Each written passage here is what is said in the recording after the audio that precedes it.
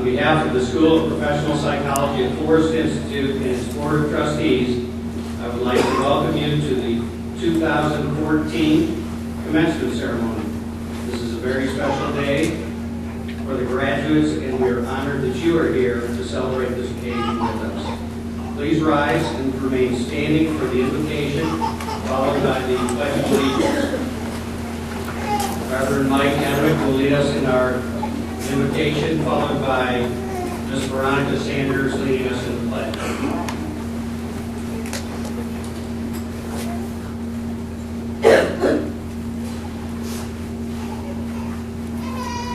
Let us join in the spirit of meditation, reflection, or prayer. May we be attentive to an inner stillness, if not an inner rhythm. Miracles, says Willa Cather, rest not so much upon facts or voices, healing power coming to us from far off, but on our own perceptions being made finer, so that for a moment our eyes can see and our ears can hear what there is about us always. May we, on this day, this great day of celebration, of graduation, pay attention so that we may connect to a deeper dimension of the life and the lives in which we live and move and have our being.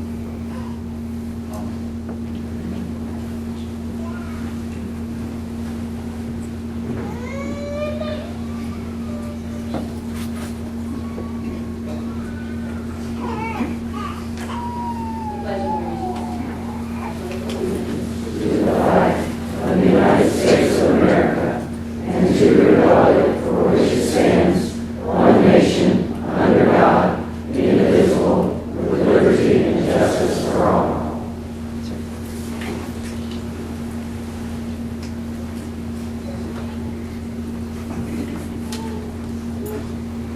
Thank you, Reverend and Veronica. Please be seated.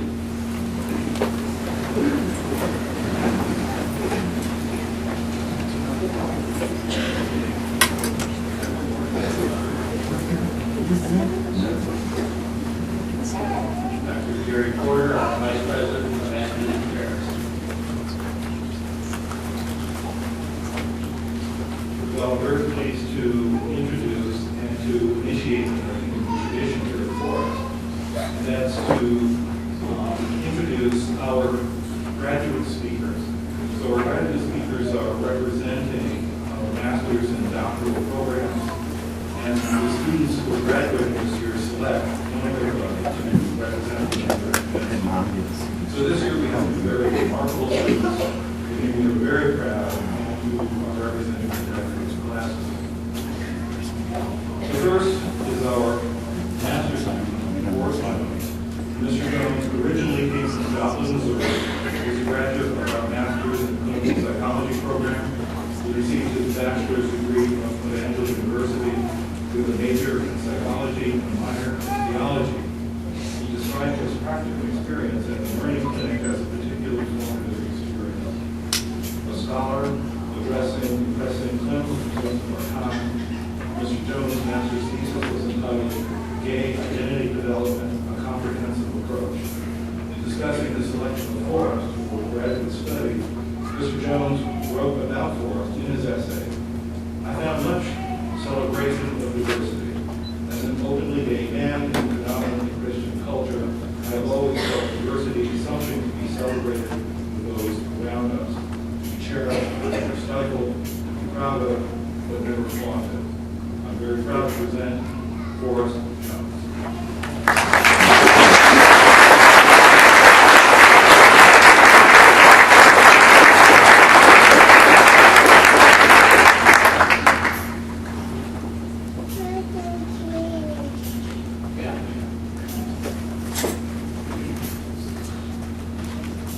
Have you heard of Pavlov? No, but the name rings a bell. My friend Bob is so mean, he has no standard deviation. I don't know who Rorschach is, but he really likes taking pictures of my parents fighting. A graduate student was recently asked to write a paper on John Watson. He said, I'll do it under his condition. After he after spending a year writing my thesis, I have decided that I do not like the MBA style at all.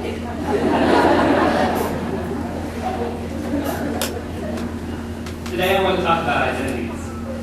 Not in a pathological sense of the identity crisis, but in the weird way that older adults talk about identities with each other. I want to talk about how our identity as a whole and how our identities as individuals have changed in the past 2 years.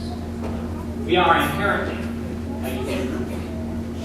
Some went into graduate school, of course, to help people, some to further a cause, and a minority of you due to the crushing shame that comes with saying I have a bachelor's degree in psychology. Seriously, whatever the reason, it was unlikely to be solely for the money, which is where we find our value. Each of us is here today, having put blood, sweat, and tears into a life that is together in order to help our communities and the world around us. For most, that helping hand is in the form of therapeutic intervention, others through research, and still others through academic activism. In this selfless drive, we find for our identity. In terms of individual identity, the struggles the trans commission wrestled with are also beginning. By the second year of the program, most of us were having trouble holding normal thinking sessions. In fact, I call them thinking sessions. Having an unanalyzed internal monologue is a comfort afforded to those who have not been embedded with alcoholism personal hell. Some of you may laugh, now that is true. Our change of individual over the past few years has not necessarily been cognitive. The antithesis of the anti-life. Some of us journey through what St. John of the Cross referred to as the dark night of the soul, opening our eyes to a world previously. For some, the phrase, check your privilege, became a reality, no longer is a boy or joke.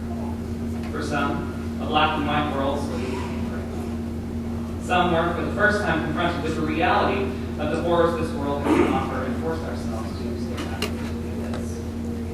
Some of us became voracious consumers of information and research. Others became psychodynamic. But I won't go that easy. At any rate, we were drawn from our dens of safety. The castles we spent a lifetime building, and like Plato's cave, unshackled ourselves from the wall we knew, and turned full face to the light of human condition. We have allowed our identities, our states of being, to become influenced at the core by this field of study across the group line to a point of no return. And it is because of this willful and ongoing journey that I can say to you that I am a better person. Perhaps at times more not. Perhaps at times more readily able to maintain my own responsibilities. But that's not us. And it is with this thought by Albert Pike that I wrote that which causes us trials shall yield us triumph, and that which makes our hearts ache shall fill us with joy. The only true happiness is to learn, to advance, and to improve, which could not happen unless we commence with the nice perfection. We must pass through the process. Thank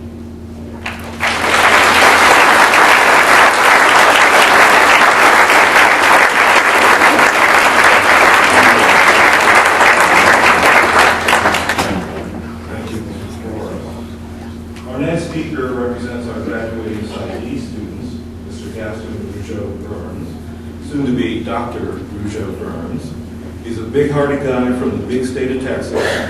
He did his undergraduate work in neuroscience at Baylor University, and while studying for his doctoral degree here at Forest, he successfully completed his Master of Arts in Marriage and Family Therapy. His doctoral project was Gender Differences and Attitudes Towards Cohabitation Among Young Adults. Mr. Rougeau-Burns worked with Dr. Jennifer Baker on Operation Us, and he's been a work study in virtually every essential office at Forest. Everyone agrees he has a vibrant personality, but he's also known to be a very thoughtful person and someone who is always looking for ways to serve others. I'm very pleased to present Gaston Rougeau-Burns.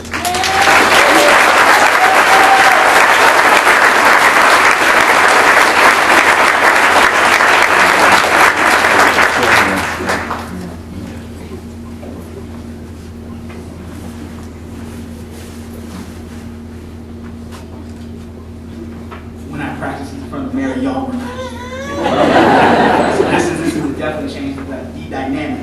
When they nominated me for this, I took it very seriously. I want you guys to know that, and I thought about it for a really long time. I thought about what I would say, how I would say it. I imagined a lot of things happening. I thought my mom might faint. I was like, oh, my son's giving a speech, like, this is great. She may, I don't know. But the more I thought about it, the more I realized that I needed to say something. When I thought about it, I realized that you guys would want me to say something. Y'all want me to say something meaningful. Y'all want me to say something significant, something poignant, something that we could take with us, something that we just couldn't just say, I heard it, and it was nice. And the more I thought, I couldn't think of anything. The more I thought, I just sat there and I said, what can I possibly say to my peers, to our significant others, to our families, to everyone who's come to see us and cheer us on and congratulate us on finally making it this far? What could I say to them that would encapsulate these past 5 years, 6 years, 7 years, this past experience for us, that would let them know how far we've come? And I think all my peers can attest to that I'm not the same man that walked in those doors at 22 that I am now, that my views are different, my worldview is different, and if I'm different, I can only imagine that they've changed in even more experiential ways. And so then when I started thinking, I realized that I was talking about the past. I was talking about where we were, not where we are. And that in reality, you guys want me to talk about something more. And the more I thought about it, the more I realized that I had a responsibility. And just like with this speech, that I had to say something. And that's not where we are. We have to say something. We have a responsibility. And the reason I mention responsibility is that when we talk about the price tag of achieving one's dreams, of setting goals for yourself and finally meeting them, we never talk about what happens after. We never talk about if things change from this point forward. So just like this speech, we have an obligation now. We have a responsibility. And not just to our supervisors on the stage who trained us, not just to our teachers, not just to my colleagues. We have a responsibility and obligation. That responsibility and that obligation is to the communities and to the people that we serve. Because for the past several years, the Forrest Institute of Professional Psychology has taught us how to practice psychology. They have taught us tools, they've given us knowledge, they've allowed us to be effective change in the communities that we see, and they've allowed us to carry this with us as we go forward. But they have also taught us that there's not enough of us.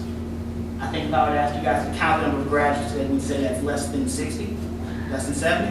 I'm not doing that. But the point is that there aren't enough of us.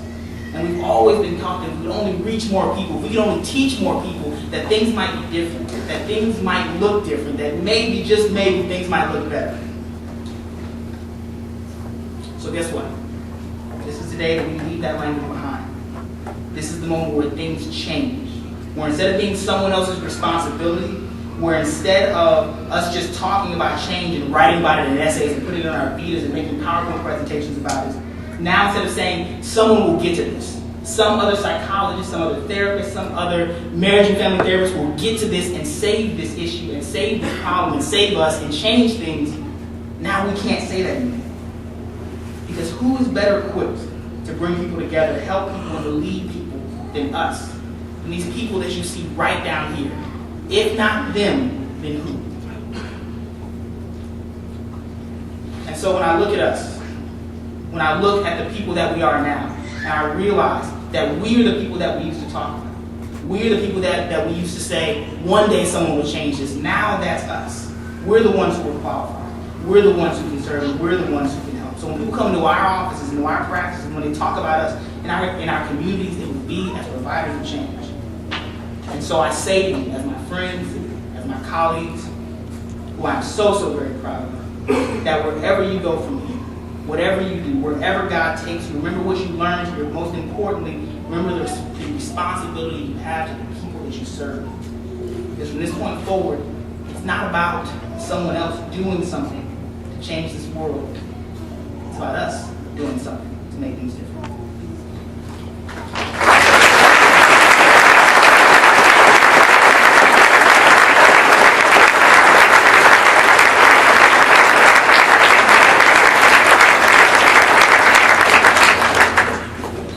Thank you, Mr. Roche-Burns. It's my honor to introduce our keynote speaker this afternoon, Dr. Kenneth D. Coopler. Dr. Coopwood is Vice President of Diversity and Inclusion at Missouri State University here in Springfield. He earned his PhD in Educational Administration, Leadership, Foundations, and he also has an MPA in Public Administration from Indiana State University. He's previously served as Director of Diversity Programming, Interim Vice Chancellor for Student Services, and Director of Offices of Diversity and Affirmative Action at Indiana University Northeast. He's been very actively engaged in numerous professional organizations and community activities that reflect his deep commitment to social justice, a commitment that Forrest shares with him. Dr. Coopwood is the recipient of numerous awards recognizing his service, including the Shining Star of Leadership Award in 2009, the Council of Diversity Leadership Award in 2007, and the Sycamore Extra Mile Award in 2001. He's the author of a number of publications and has given many invited presentations that focus on the topic of diversity and leadership. Please join me in welcoming Dr. Kenneth Coopwood.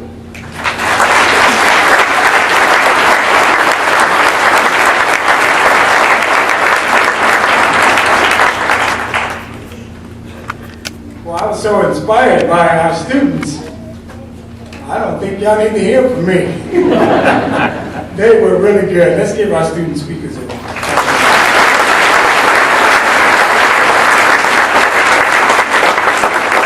Well, I want to begin by saying, hello, Forrest. Hello, Forrest. Hello. And then I want to thank Dr. Jill Porter for having me here this afternoon. And he asked me a couple times would I come and do this commencement speech with you. And I told him, you know, I'm a Sycamore, and this weekend is a Sycamore homecoming weekend. And he said, come on, Ken, you gotta come, you gotta come. And I said, okay, Jill, I'll do it for you. And it will be my pleasure to do it for you. And lo and behold, as I'm walking around before the ceremony begins, I run into Mr. James Smith, who's also a Sycamore alum. And so we're celebrating our homecoming with you today. And so my fellow alum out there, thanks for being with me, and thanks for spending this time with me for this important occasion. Thank you also to the Forrest Board of Trustees, President Scrady, faculty, and alumni of this fine institution, and all the members of the Forrest family. Most of all, congratulations to the distinguished group of Forrest graduates, the class of 2014. This is yet another milestone in your personal and professional endeavors. You should be proud and give thanks wherever and to whomever it is due. And congratulations to you all, the parents, grandparents, brothers, sisters, family, friends, and anyone who helped these graduates get to where they are today. This is your day too. And just think about it.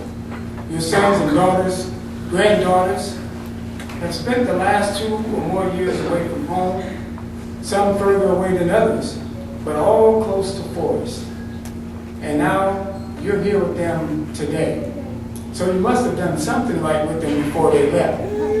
So graduates, give your supporters a round of applause.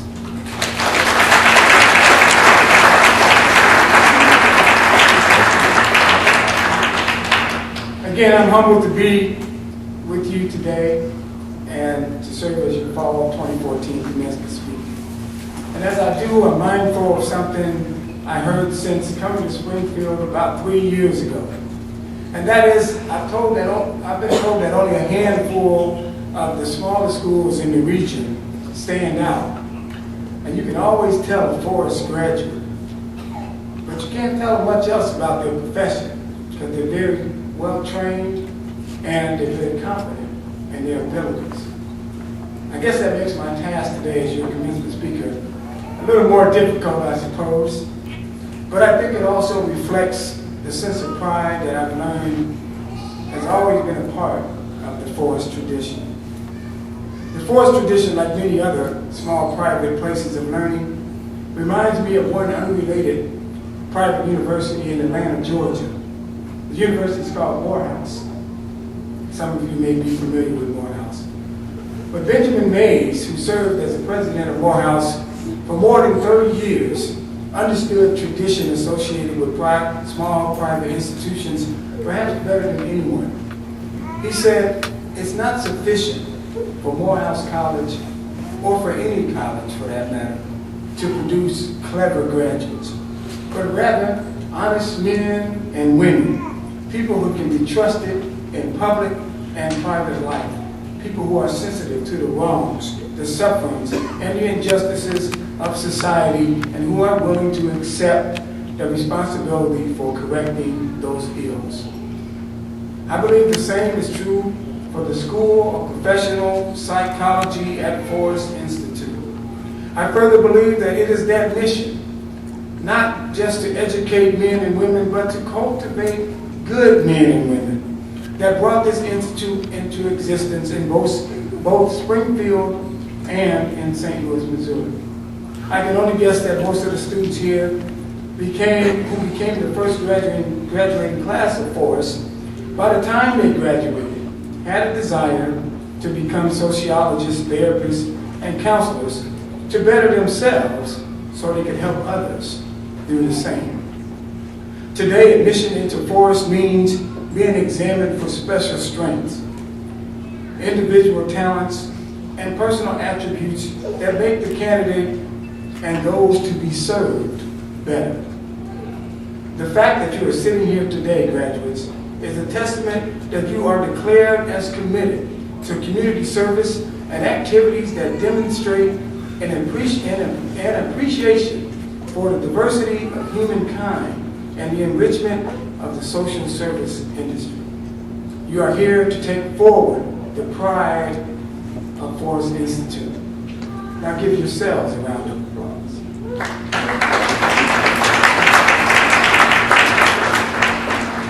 As you prepare to go to work with the minds and hearts of our society, the psychology of this moment rests in your sense of responsibility to build upon the Forest mystique and ensure that it endures and sheds light on people from all walks of life. As the demographic landscape of our nation changes with each sunset, you can rest assured that your work will sooner or later place you into partnership or practice with someone who doesn't look like you or will have trouble trusting you to save something they hold dear, like their marriage, a child, or even their own life. Some of you probably came to Forest from communities where everyone looked like you. Others may have come here in search of the diversity you enjoy back home. From an ethnic diversity perspective, I suspect that some of you probably felt a little culture shock the first time you came together in a class or somewhere in the city of Springfield. Nonetheless, and regardless of what people look like when you arrived, all of a sudden, you weren't the only one with a highly motivated sense of social consciousness. All of a sudden, among a group of high achievers who looked like you or not, you were expected to be something more. That's the unique sense of purpose that a diverse society demands on your responsibility. The conviction that your time here at Forest was a training ground not only for your individual success, but for leadership in the mental and health services that can change the world. That expectation of you might not yet be one that is sunk in, but I'm certain that it will soon. It is the psychology of this moment, your graduation. Janet Jackson sang in one of her songs, she called it The Knowledge. She states before the song begins that, quote, we are in a race between education and catastrophe, end quote. Now, we've heard a lot about all types of education, but what exactly is the catastrophe that Janet was warning us about way back in 1988, which is a prehistoric time for anybody here under the age of 25. The catastrophe happens when we as a society gain access to untold volumes of knowledge, whether in the natural sciences, technology, or social sciences, and we are still no better off in our relationships with one another than we were when we knew nothing at all about our professions. You see, too many people with PhDs and Psych Ps at Mickey D's can't even say hello to each other who are different, to people who are different from us when we come in contact with one another. We fear stereotypes, microaggressions, and legal interpretations of things as simple as a handshake. You shake my hand longer than 3 seconds. That's harassment. We need to understand that, of course, there are people out there who might take advantage of others, but our responsibility as professionals now, today, is to thwart the catastrophe by properly trained to serve any human being regardless of race, color, creed, orientation, ability, or national origin. It's the psychology of this moment that somehow graduation demands that we must not be afraid to serve one another. And I believe Forrest Institute has planted the soul of that responsibility into every course you've taken since your first day of class. The notion of not being afraid to thwart the catastrophe reminds me also of Dr. King's experience at Morehouse. Dr. King was just 15 years old when he enrolled. And being 15 in college is scary enough in itself. And of course, he was an unknown, undersized, unassuming young freshman who lived with his parents. I think it's fair to say that he wasn't the coolest kid on campus. Many of you know anything about King's history know that because of the suits he wore on campus, he was nicknamed Tweed. But his education at Morehouse helped him to forge the intellect, the soul force, the discipline, and the compassion that would transform America. It was there that he was introduced to the writings of Gandhi and the theory of civil disobedience. It was there that professors encouraged him to look past the world as it was and fight for the world as it should be. And it was there at Morehouse that Dr. King wrote in regard to his preparation for the civil rights fight that I realized that nobody there was afraid. Now think about that. For a person, a black man, in the 40s and 50s, the threat of violence, the constant humiliations, large and small, the gnawing doubts born of a Jim Crow culture that told you every day you were somehow inferior. The temptation to shrink away from the world, to accept your place, to avoid risk, to be afraid, was necessarily strong. And yet, there under the tutelage of the right people, young Martin learned to be unafraid. He in turn taught others to be unafraid.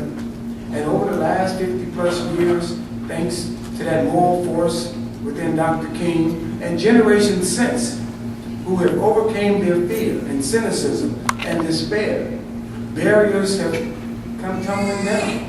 New doors of opportunity have swung open. Laws, hearts, and minds have changed to the point where someone who shares my ethnicity can serve as the President of the United States. And oh yes, it's the psychology of this moment that makes these things possible instead of impossible. So the lessons you've learned here should give you hope. And the future that you share together should give you hope. You are graduating into a job market that's improving. You live in a time when advances in technology and communication puts the world virtually at your fingertips. And with all the crazy stuff going on in the world, we got Ebola outbreaks, guns at school, public beheadings, domestic violence videos, and yes, Ferguson right here in the state of Missouri, and too many other places. Your generation is uniquely poised for success in the social sciences unlike any before.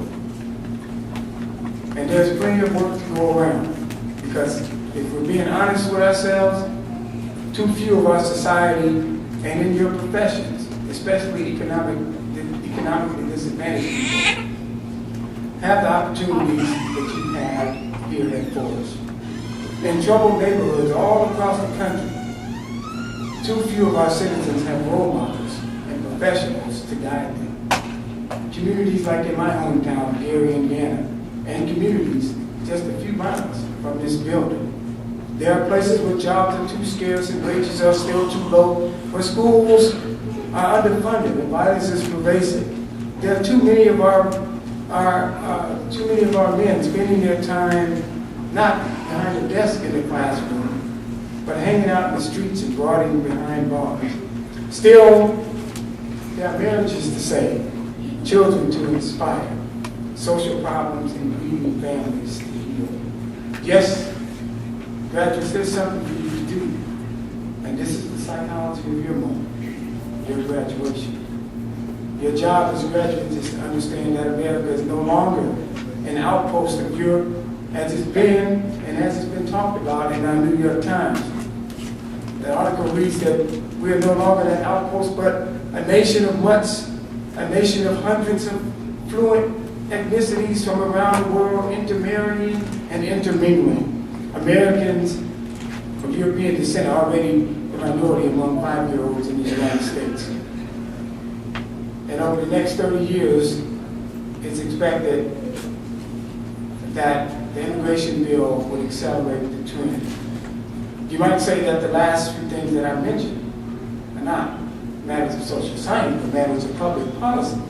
But if you said that, I respond by saying that the responses to these matters are matters of social science.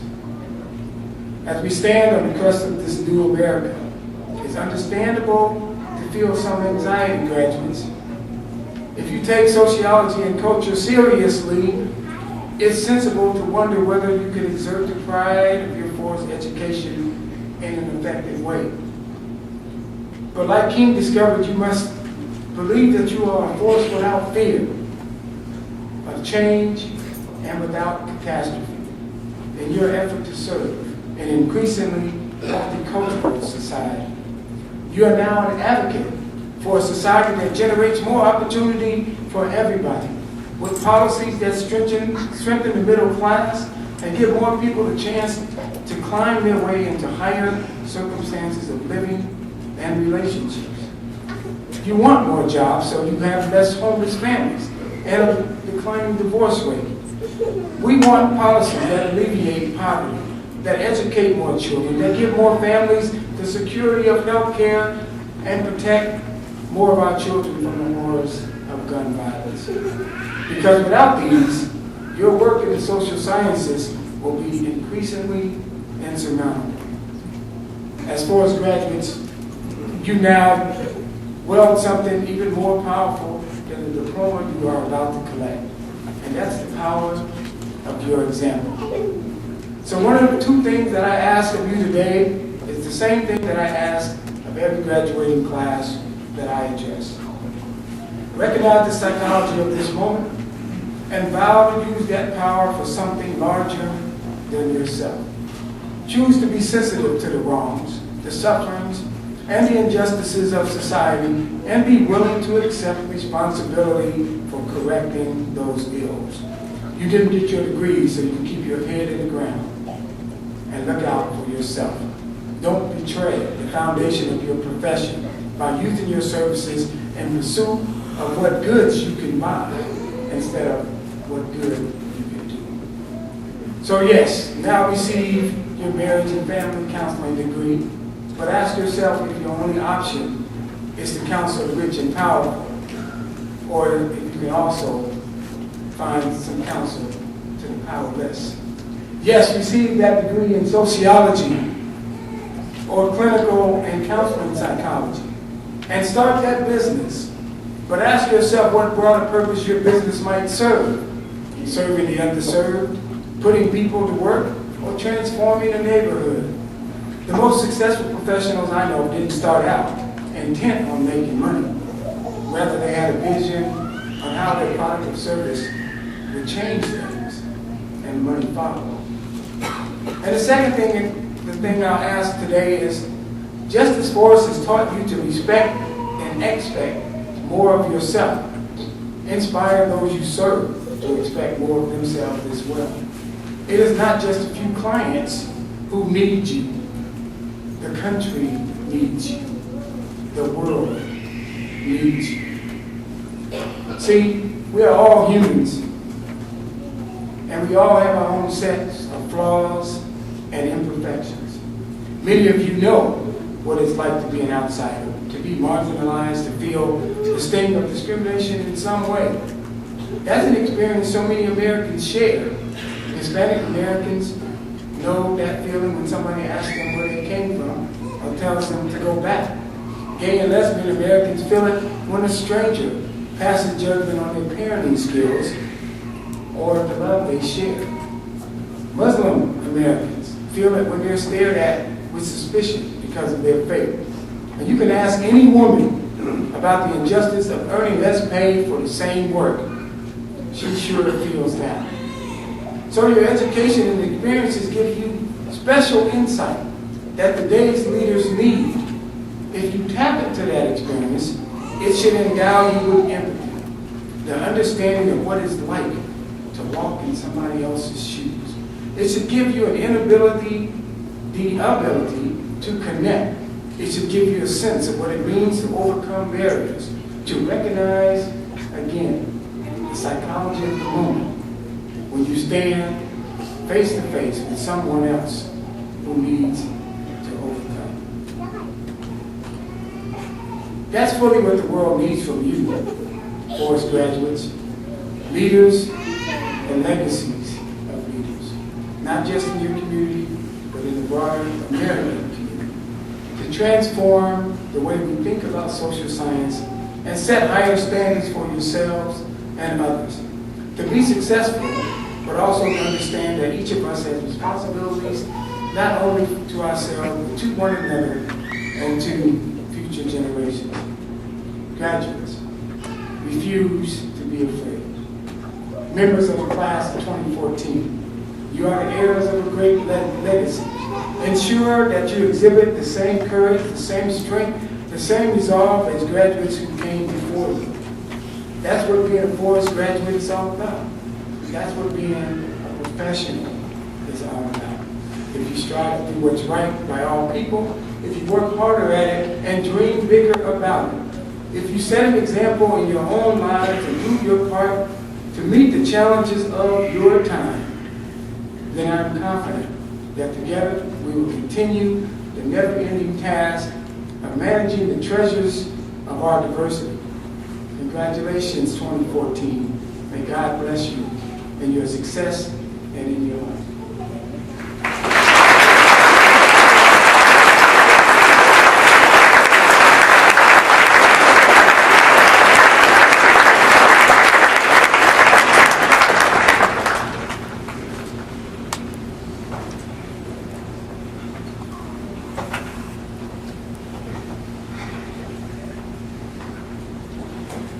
We would like to begin the presentation of graduates by first recognizing the individuals who have completed all requirements in the certificate program. Please join me in congratulating these graduates. Ryan A. Duckworth, Aaron Douglas Poppy, Brady Stewart Morgan, and Darcy Lewis Parks.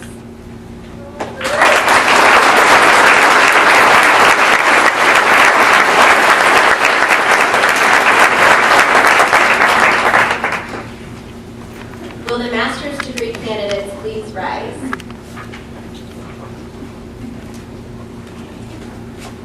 Dr. Reagan, Board of Trustees, faculty, families, and guests, as the Dean of Master's Programs at Forest Institute, I certify that these candidates have completed academic requirements and are entitled to receive their degrees.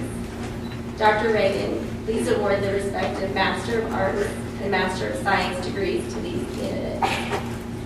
On behalf of the Board of Trustees, the faculty, and administrators of Forest Institute, I wish to extend my congratulations to you on this outstanding accomplishment. By the authority vested in us as members of the Board of Trustees of Forest Institute, we award your master's degree on this 11th day of October, 2014. Graduates, please be seated except the first row. We request that the audience please hold your applause until all candidates have been presented.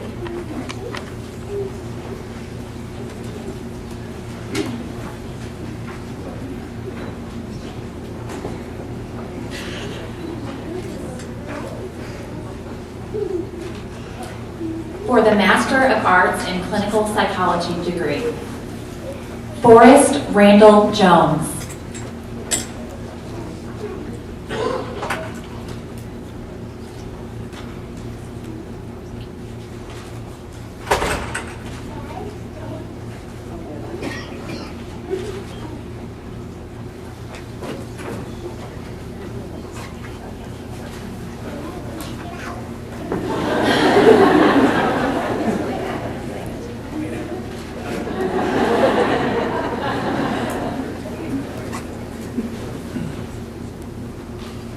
Amy Elizabeth Jeffries.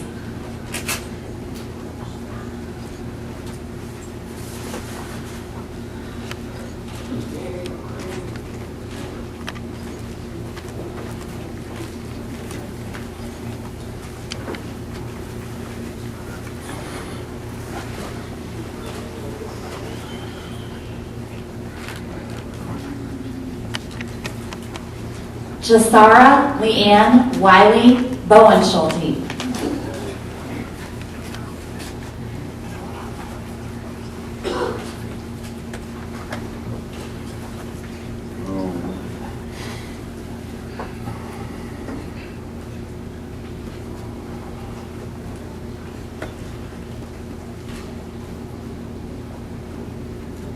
Christine Camera.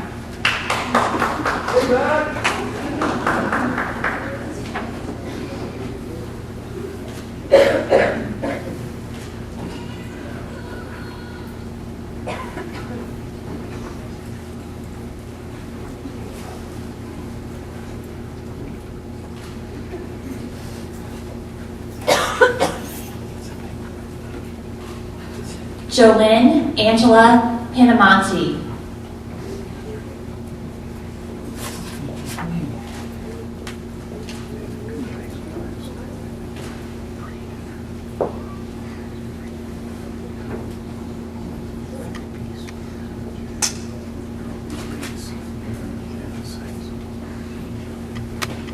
Robert Michael Lyles.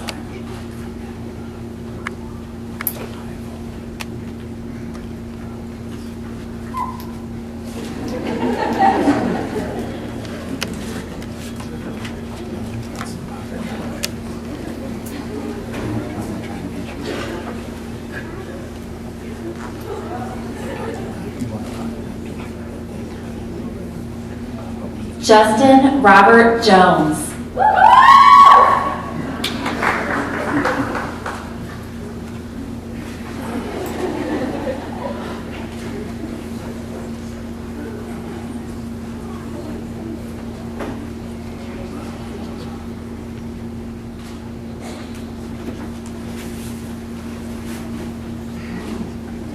Brent Allen Huber.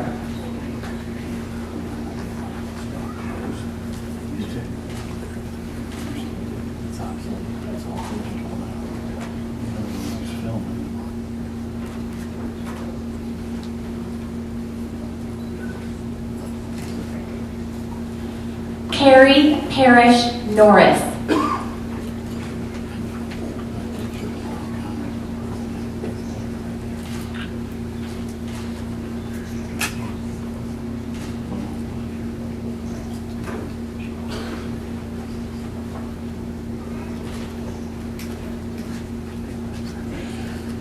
Maria Michelle Hercelli.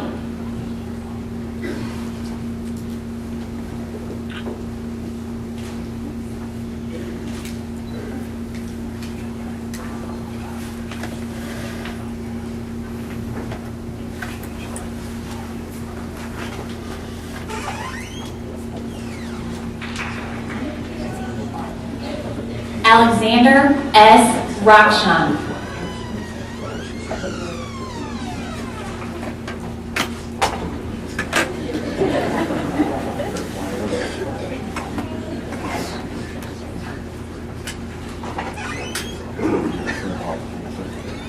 Joshua Wood.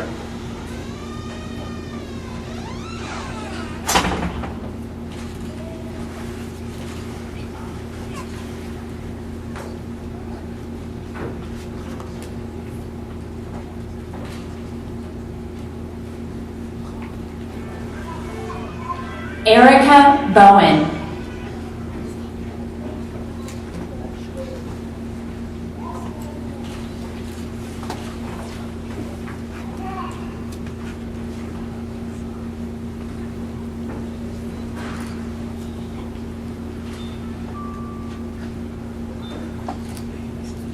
Maggie Ann Bechtel.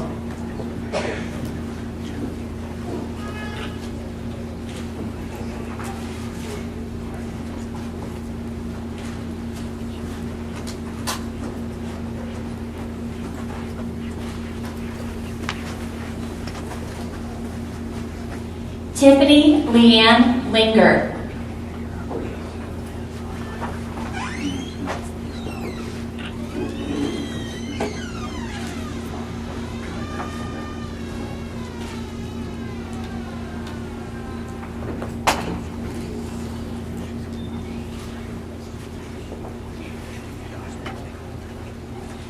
Brittany Nicole Smith.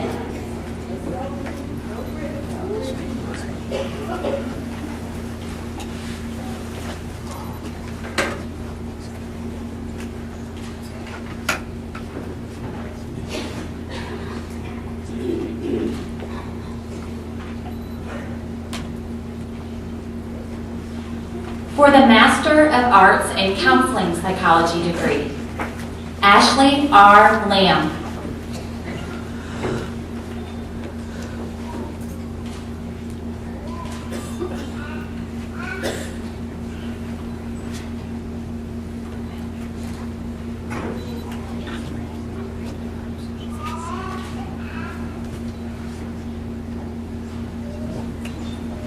Chelsea Sierra Budd.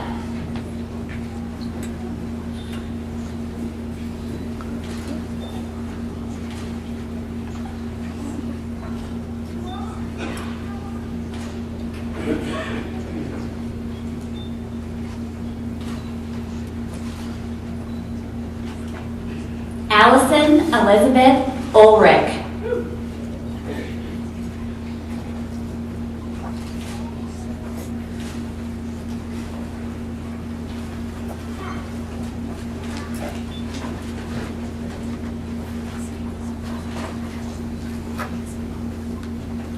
Shari Bainum Thompson.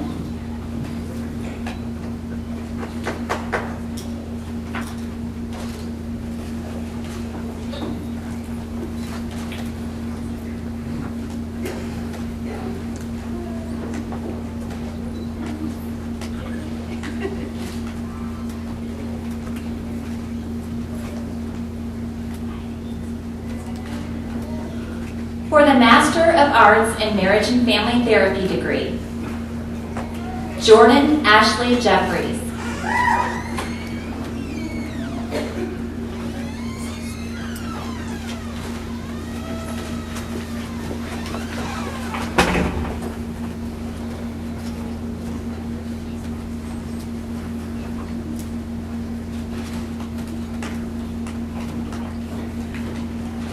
Leslie Lynn Bender.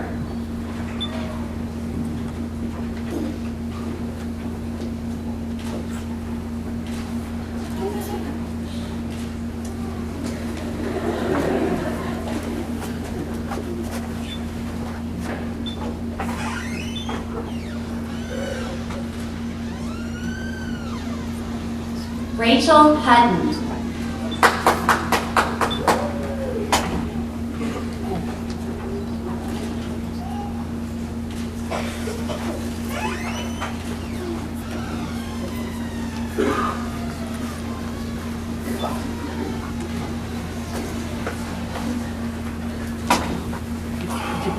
Aaron E. Williams.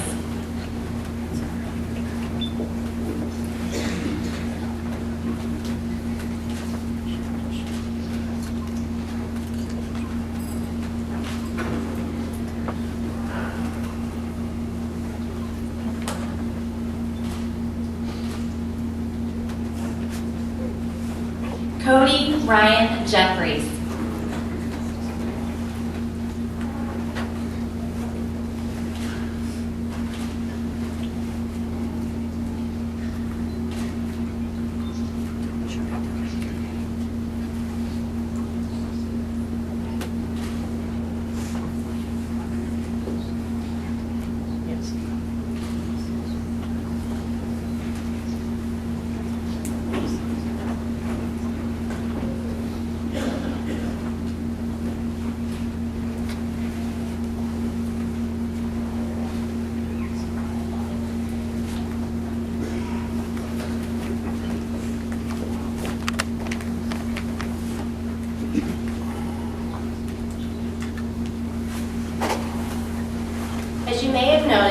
Our MFT faculty and students carried roses with them today.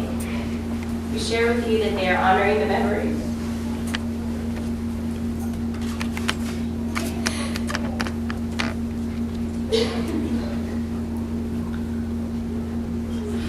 of one of their fellow MFTs, Andy Kyle, who passed away earlier this week. Although she completed her degree in January, Andy was looking forward to walking with her peers and receiving her hood today. In her absence, her sister, Jennifer, and her children, Chelsea and Keaton, are here to help us celebrate Andy's accomplishments and receive her hood on behalf of her family.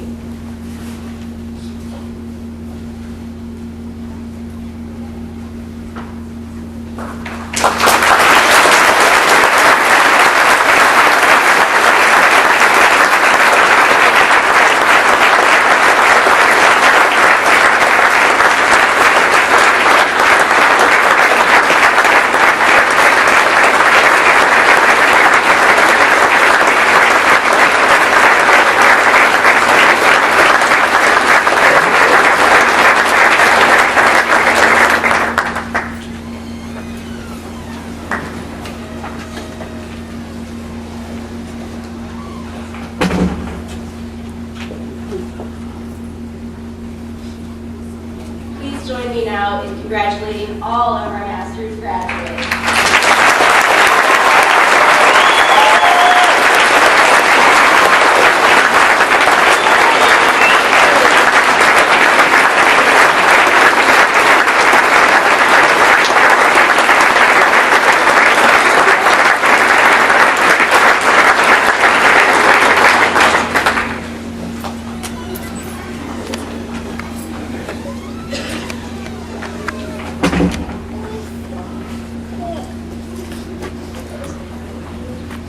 Will the citing candidates please rise?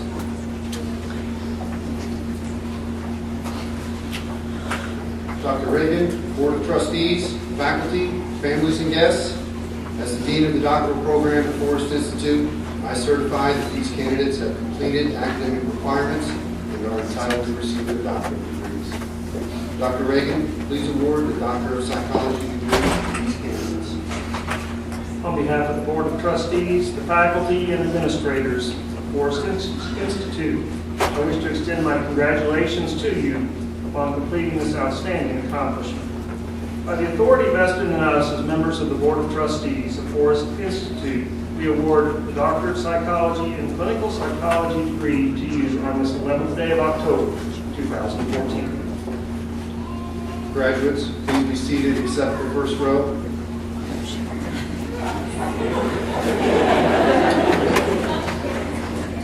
We are going slow enough this year that I would request that the audience clap like crazy for each one of these.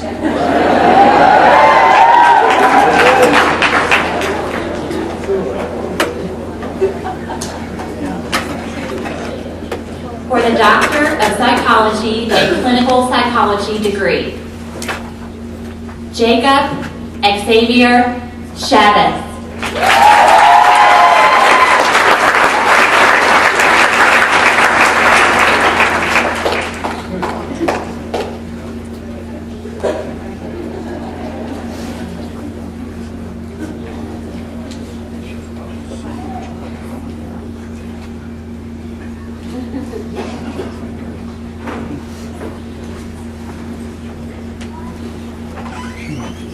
David Barclay England II.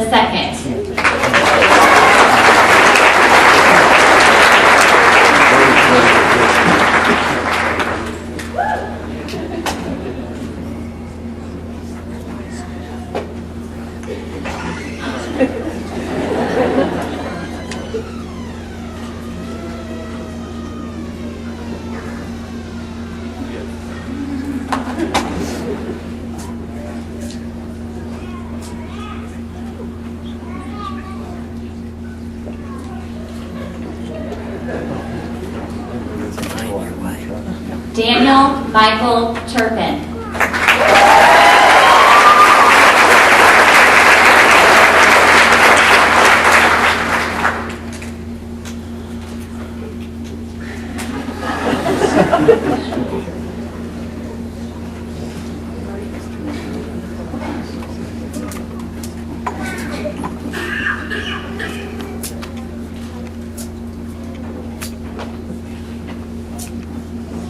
Carrie Ann Ing.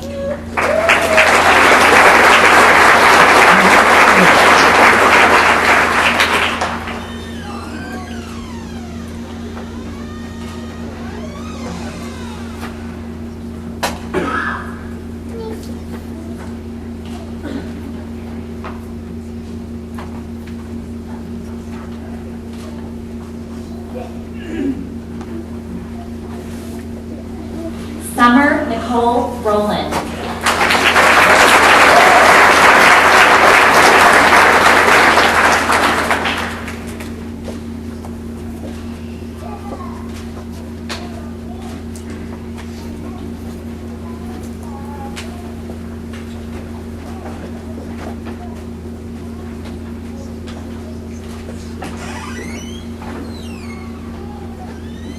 Catherine J. Dunham.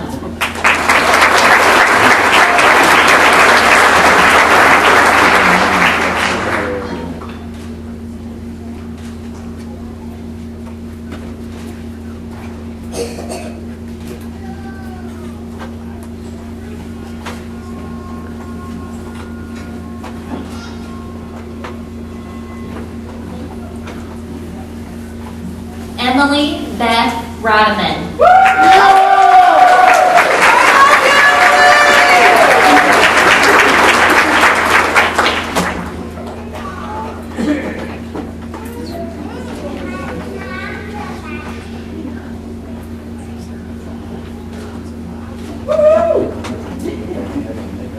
Way to go, Em.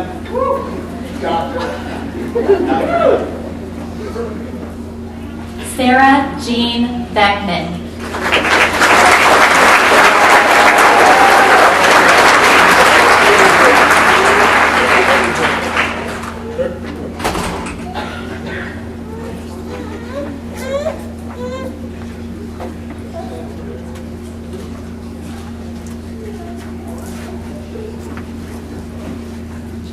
Frances Marie Benna.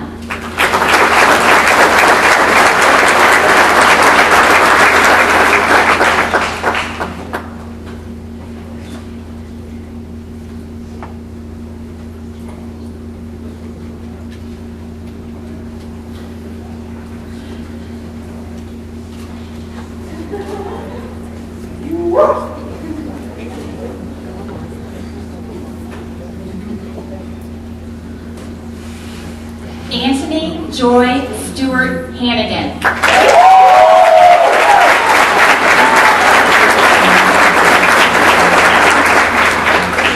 Anthony is the best.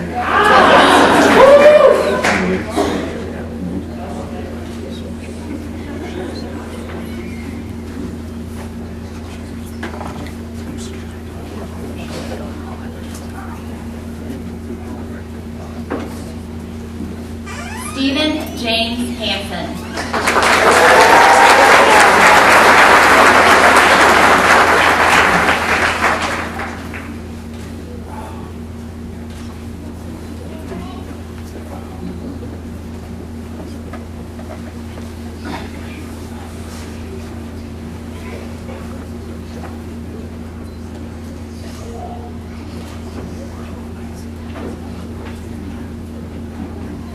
Philip Barrett Hawley.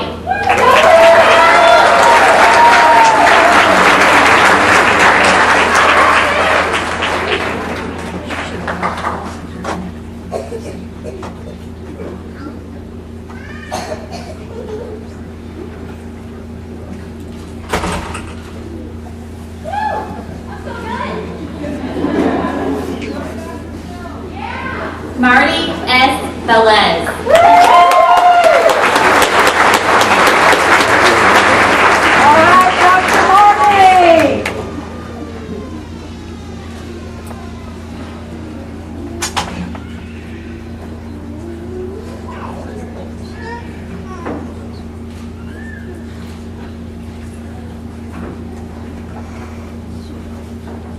Gage James Sturminski II.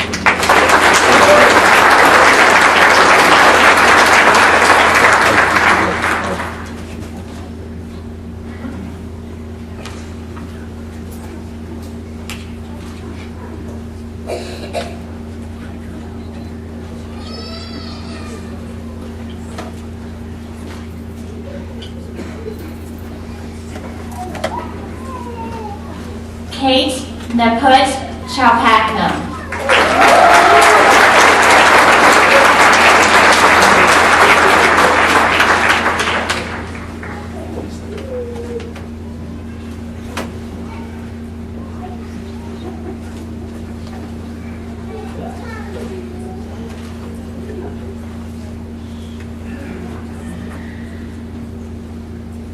Samantha R. Dugan.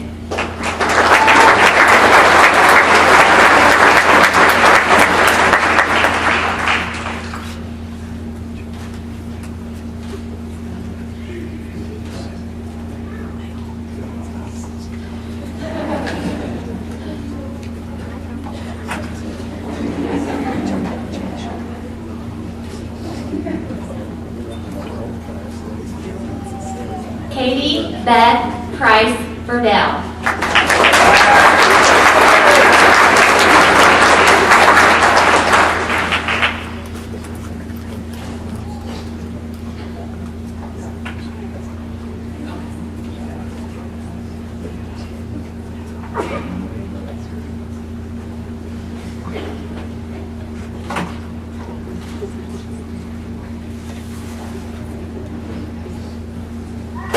Christopher Scott Lawrence.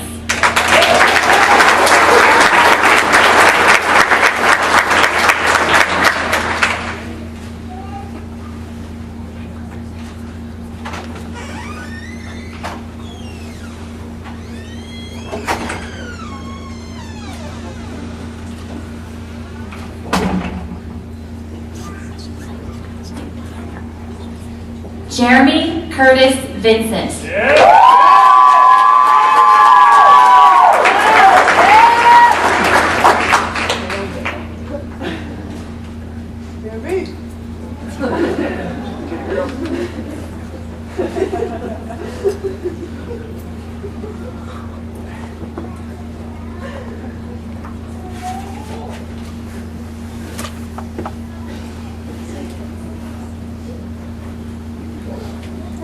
David Earl Bauman.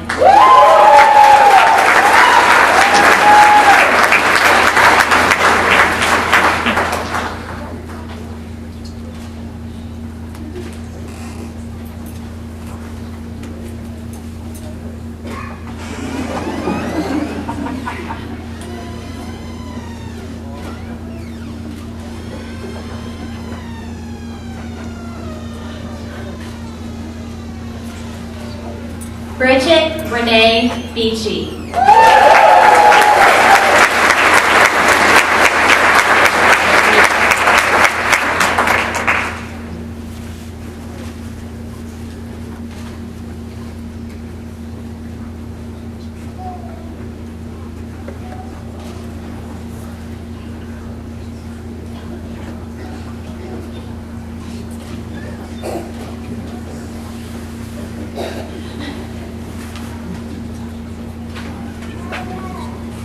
Christy Leanne Crane.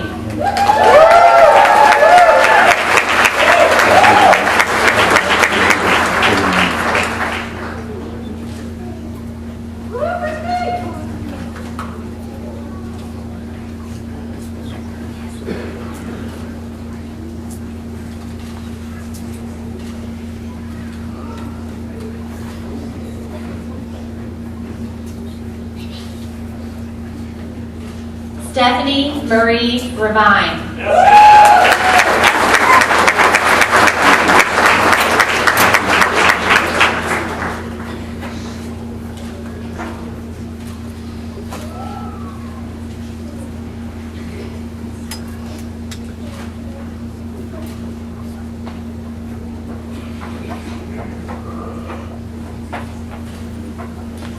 Brittany Amber Kaufman.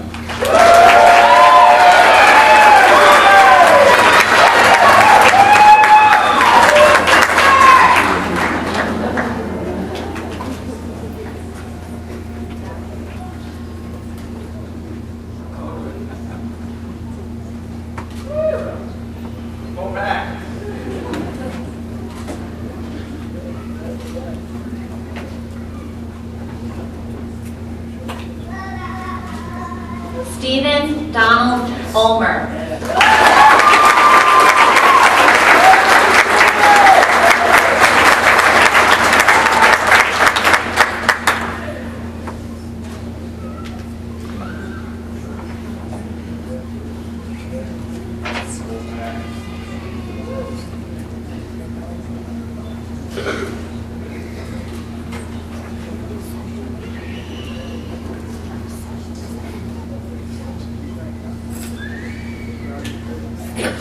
Alexis K. Fowler.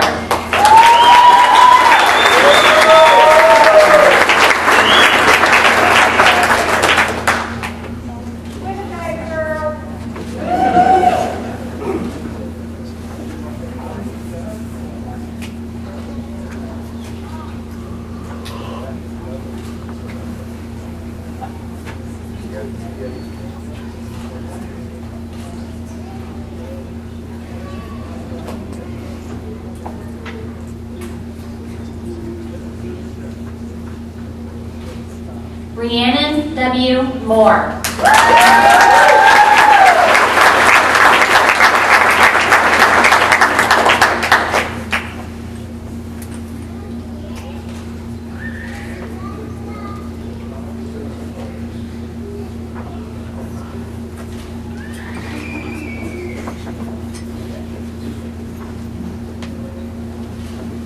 Carly Luann Nickel.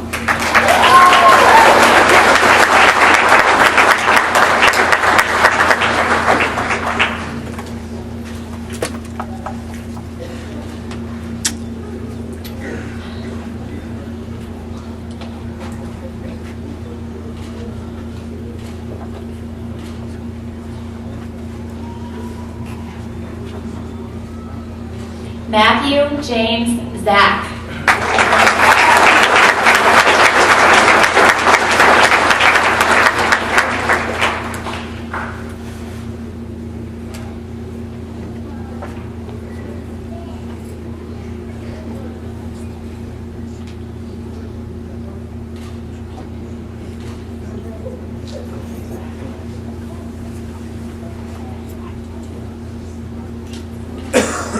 Chelsea Elise Gillum.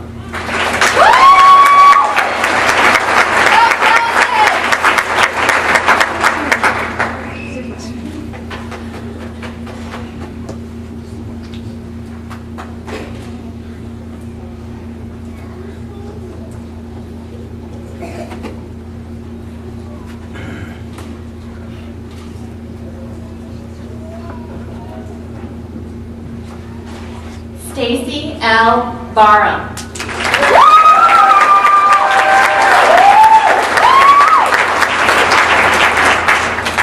I love you, Mom.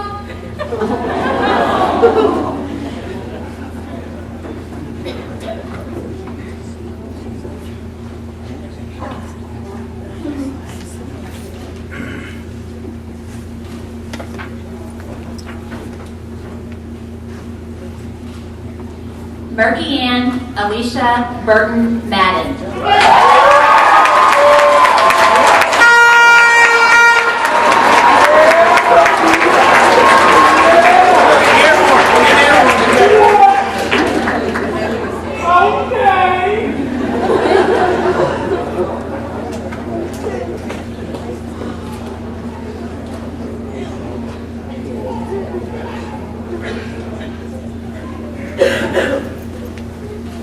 Katera Renee Mowry.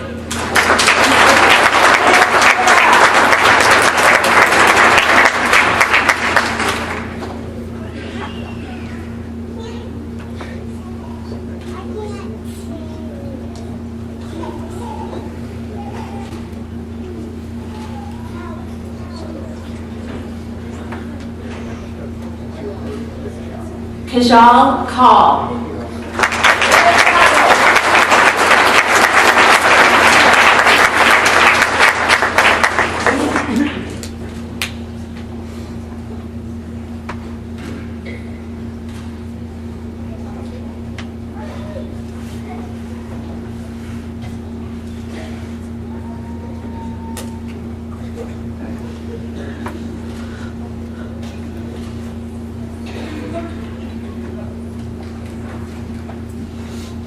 Dixie M. Kime.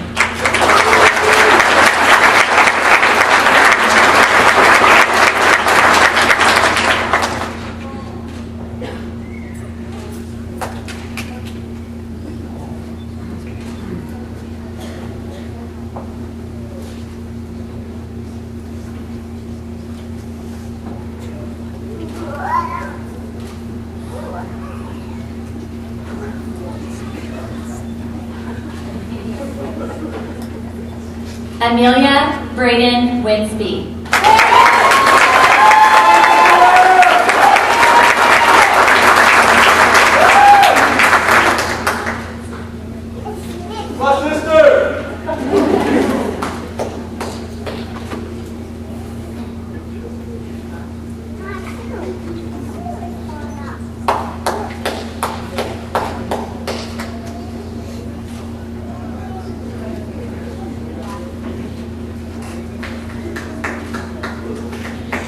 Gaston Andres Rougeau Burns.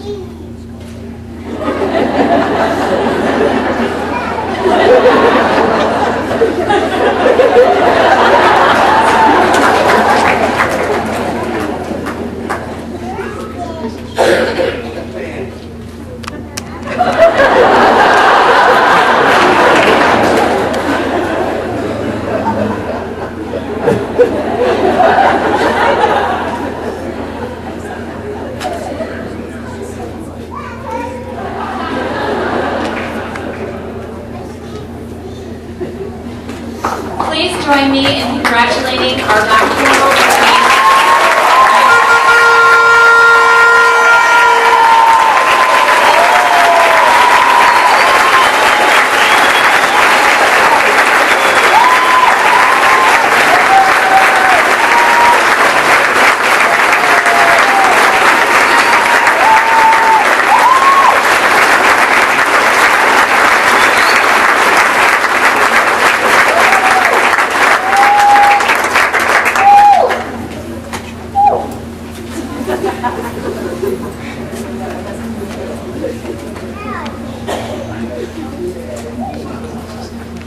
Today is a day to recognize hard work and achievement. It is in that spirit that we warmly regard and celebrate the accomplishments of one of our students, and the rest of them who passed away from issues of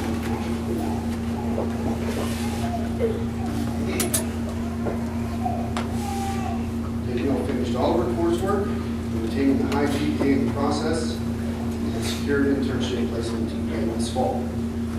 Reflecting upon her time in our program, faculty noted and appreciated her persistence and determination, as well as her commitment to serving marginalized and underserved populations. This commitment is evidenced in her clinical work, as well as her doctoral project entitled Measuring White Privilege Attitudes on Clinical Psychology Graduate Students Psychometric Evaluation. Danielle was nominated by her peers for consideration of posthumous degree conferral based on her accomplishments. The faculty and I supported and forwarded that recommendation to Dr. Strady and the Board of Trustees, and the board unanimously approved the conferral of the scientific degree in recognition of Danielle's performance. We are honored to have her family with us today to accept this degree on her behalf. With the family of Dr. Danielle Westbrook, please come forward.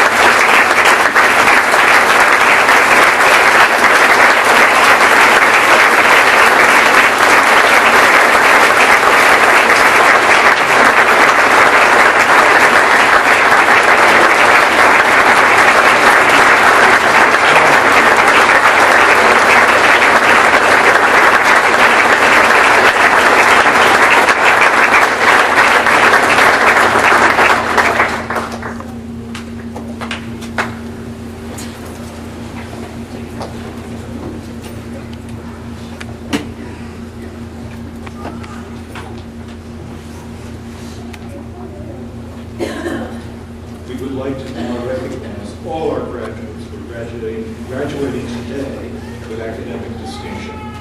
These graduates have completed their respective degrees with a cumulative GPA, cumulative GPA of 4.0. Will these graduates please stand?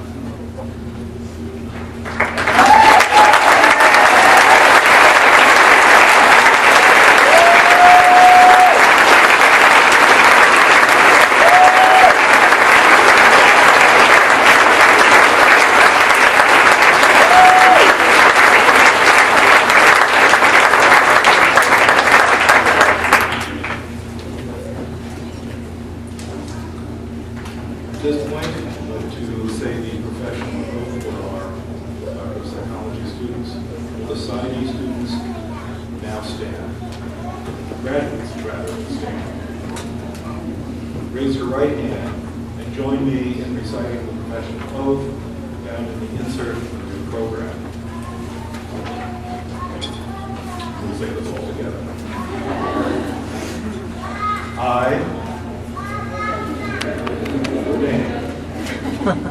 pledge to maintain the highest standards of my profession and make every effort to ensure that my services are always used in the interest of the public.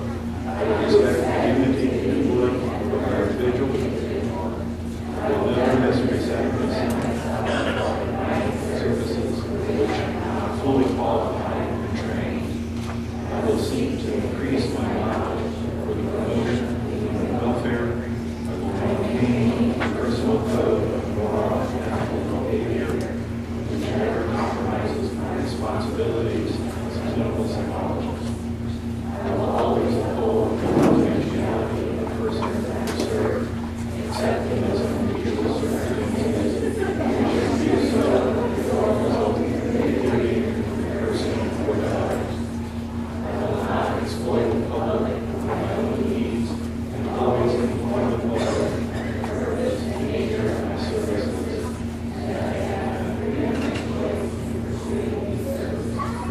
I will always act with due regard to other professionals, both in my field and in other fields.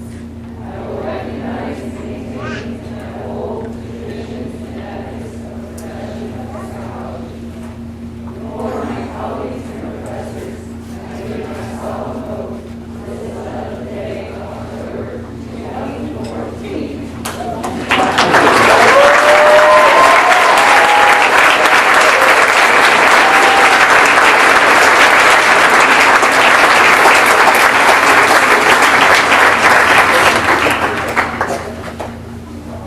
You may be seated. Commencement also provides the opportunity to recognize Forest Institute's exceptional faculty who are dedicated to providing high-quality education and making a positive impact on the lives of our students and graduates.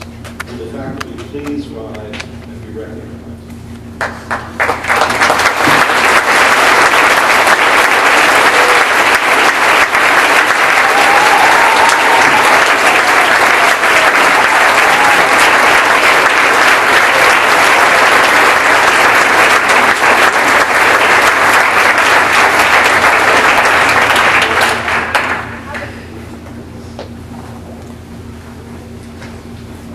Okay, we are almost there.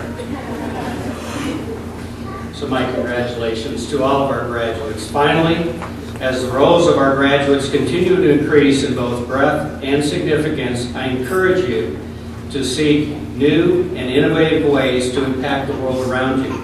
Your hopes and your dreams, your commitment, your sacrifice, your years of study and training have prepared you for this moment and for your future. You're empowered to go, enrich, advance, and serve, and make a difference in your world. It is now time to move your tassels. Please rise. Move your tassel from the right to the left.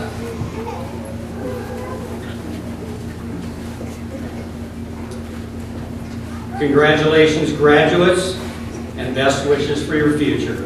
It is my honor to present to you the class of 2014.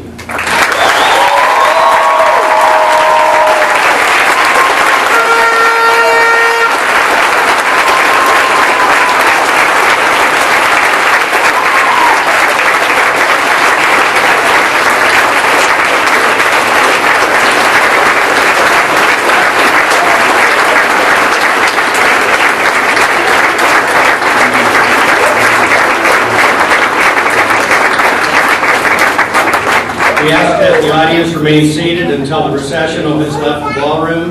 Reverend Mike Adamick will now lead us in the benediction.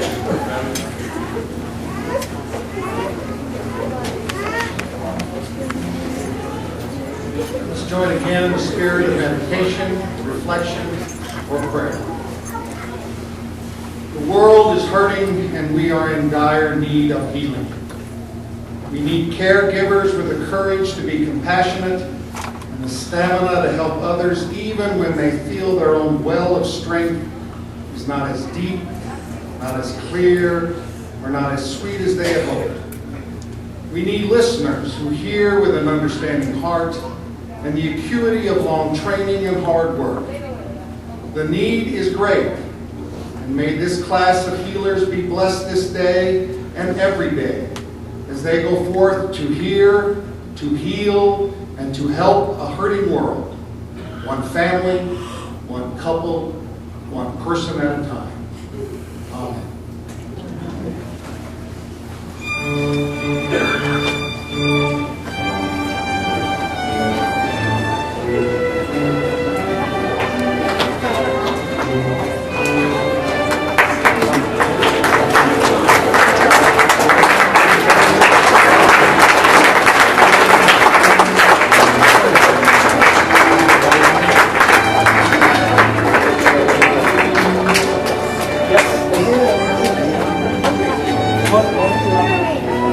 Amen.